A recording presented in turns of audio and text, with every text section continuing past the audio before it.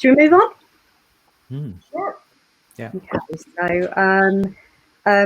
so this is a question put to us by the Therapist Connect community, and it's to do with a very important point. What benefits do you think the SCoPEd project will have for clients? So what benefits do you think it will have for clients? And if you don't think it will have a benefit, is there anything else you think needs to happen or to be taken into consideration when thinking about clients as stakeholders? So let's go to Emma. Let's go back to Emma first. I found this question a bit hard because I pondered it for a while, because I can't actually see how the framework as it stands benefits clients, besides the fact that a qualified therapist is a qualified therapist. And who's to say that, you know, because the whole experience of a client with a therapist is in the room, it's all about the relationship the client has with their therapist. So who's to say that a level 7 column C therapist is any better than than a level A therapist or level 4 qualified therapist? So it's really hard to see how this will benefit clients, besides sticking to the point that a qualified therapist is a qualified therapist. Okay, thank you. Let's go to Andy next. Yeah, I find this tough as well. I suppose because I'm not sure how interested clients really are in this sort of stuff, and how much it really impacts them. You know, I mean, I think it impacts them potentially indirectly, but it's. I mean, it could be detrimental in the sense that it encourages this kind of mindset of clients, rather than trusting their own kind of interpersonal judgment and authentic experience of their therapist or prospective therapist, to sort of defer to this kind of more structured, hierarchical kind of system, external system, you know, which is like sort of, in person-centered terms, like an external locus of evaluation, you know, to sort of, how do I judge this thing? I'll do this kind of this wordy document, which is kind of backed by these acronymed membership bodies, and you know, so I mean, I just think it takes us a little bit in the wrong direction in that respect. And I mean, it's not really about clients, the project, and it's sort of profession centered, and the benefits to clients are just sort of assumed to be the side effect of sort of positive side effects of greater legitimacy or status or something. So, which for me is full of holes as an argument. And there's no real client voice in the project, obviously, at all. So, which is another sort of hole. Absolutely. Okay. Thank you, Andy. Let's go to Erin. So to me, this is the question. This is the whole reason why I'm here, and the whole reason why it feels so important to me to campaign about SCoPEd in the way that I have. I don't believe this is a project with clients in mind. And I think this is really clearly illustrated by the fact there was no consultation with clients. We've heard a lot about stakeholders. Clients are the stakeholder, and there has been no consultation with clients, unless there's been extra consultation, because we haven't actually been told who the stakeholders are this time around that they've apparently consulted with. So, but as far as I'm aware, there's no consultation with clients. I engage with clients on Twitter. I am a client, and I also engage with clients on Twitter. And one thing that clients on Twitter, at least, have expressed around SCoPEd is that actually they would like greater clarity about what we do. So if SCoPEd did that, I'd be saying, well, that seems like a good thing for if, you know, clients want sort of a better idea about what we do. But I actually don't think it offers this, and I think it actively misleads anybody who reads it about the nature of our profession, because I think it's really inaccurate. What I think that they could have done to help clients have greater clarity about what the profession is, they could have demystified the PSA, because I don't think enough is out there about the PSA, and I don't think enough education is out there about what the PSA is and the function that it forms. So I think it would have been really helpful for clients if SCoPEd or whatever project had been about kind of really explaining what a PSA accredited body is and how you could kind of check your therapist against the PSA accredited register.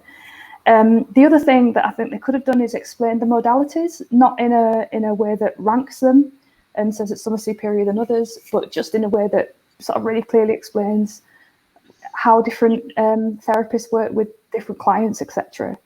And for me, the other way in which SCoPEd is really damaging is that, and I think we're going to come on to discuss that in greater detail later, but I think SCoPEd, the way it's structured, will have a negative impact on diversity and equality of access to the profession for trainees. And I think this will have a knock-on effect in terms of representation. And I think this will have a detrimental effect to the diverse population of clients. Thank you. And yes, we are going to have a question on that very, very important subject. So let's go to Jay next.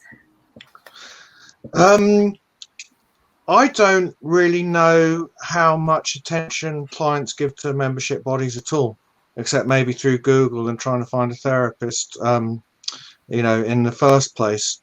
For instance, I had an acquaintance who did some research about how clients choose their therapists. I don't think that was one of the factors. One of the main factors was on postcode. People like to choose the therapist who actually lives nearest to them. So I don't know how important these membership bodies are to clients. I think it's all about therapists, as someone else said. And it's also, to my mind, about professional closure. Psychotherapists wanting to close off what belongs to them and leave something over for counsellors. So to me, it's all about that. And in terms of what I think needs to happen for clients, I think they need real choice and the ability to actually get what they want and not what we say they need. And like, if you look at the NHS IACT project, it's happening in reverse. There's actually less choice in terms of what kind of therapist you're going to see than there was even 20 years ago. So to me, it's backwards. It's not gone forwards at all. So that's my thought on what needs to happen for clients. Okay, thanks a lot, Jay. Where are we going now? Rima. I agree with the panel, and I think clients have to be central to this. And I really want to see the feedback of what they would make of this. Yes, I do agree that on some level, clients are not going to be that bothered about maybe some of the ins and outs, but I think they put a trust in us and the profession that we've already done X, Y, and Z in terms of professional checks and qualifications, and they put that trust in that they're going to get met, you know, by someone that's going to actually help. So I think their voice is central to this, and we need to know what they make of this. For me, the current model is still confusing, with having 3 titles and 3 entry points, and how they make a decision on category A versus a category C when they're coming for example, bereavement counselling. You know, if we just bring it down to a sort of everyday level of when we're getting inquiries for relationship issues, for stress, for anxiety, and how are they going to navigate who's the right fit for them if we've got these 3 categories. So I don't think it helps at this stage, but I think there is a lot more work that needs to be done about consulting with clients and clarifying things. So I'm hoping this feedback can go back really, and that it can be taken on board. Yeah, thanks a lot, Rima. And I think that also touches on the point that, of course, it may be different depending on what setting you're working in.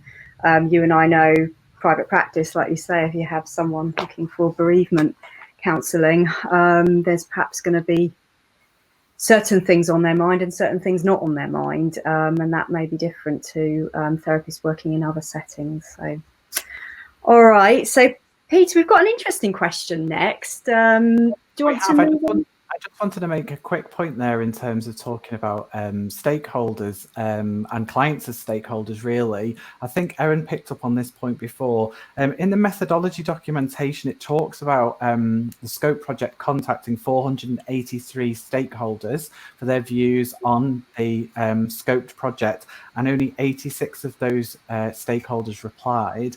I do think it's a really important question as to who are those stakeholders, who are those people who were asked to comment on the project, and why was only 86 of them responded, and whether there were any client groups or anything like that as part of that part of the project. And I just think, for me, that's an unanswered question, and I know there's other people been asking that question as well. So I just wanted to highlight that before we move on to the next question.